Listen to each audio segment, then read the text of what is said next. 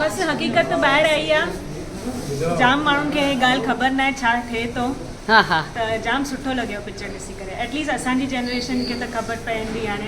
यस उहा सही ॻाल्हि आहे त असांजी जनरेशन खे इहा ॻाल्हि ज़रूरु चवणु खपे ऐं ॿुधणु खपे, ॾिसणु खपे।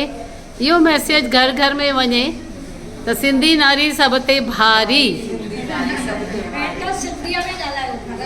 अॼुकल्ह जी छोकिरियुनि खे बि ख़बर पवणु खपे कि छा थो थिए छा नथो थिए सिंध में या हिंदुस्तान में छा पियो थिए त उहे अलर्ट थी वेंदियूं आहिनि ॾिसी करे। यानी कि हीअ पिक्चर सॼे भारत में लॻाइणु खपे तव्हांजो ज़रूरु मतिलबु अलर्ट थी वञनि कि हर देश में छा थो थिए।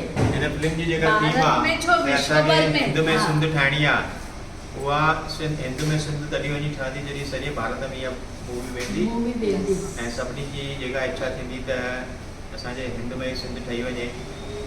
भारत में ही छो विश्व भर में वञे न, विश्व भर में सिंधी सभिनी हंधि फैलिया पिया आहिनि।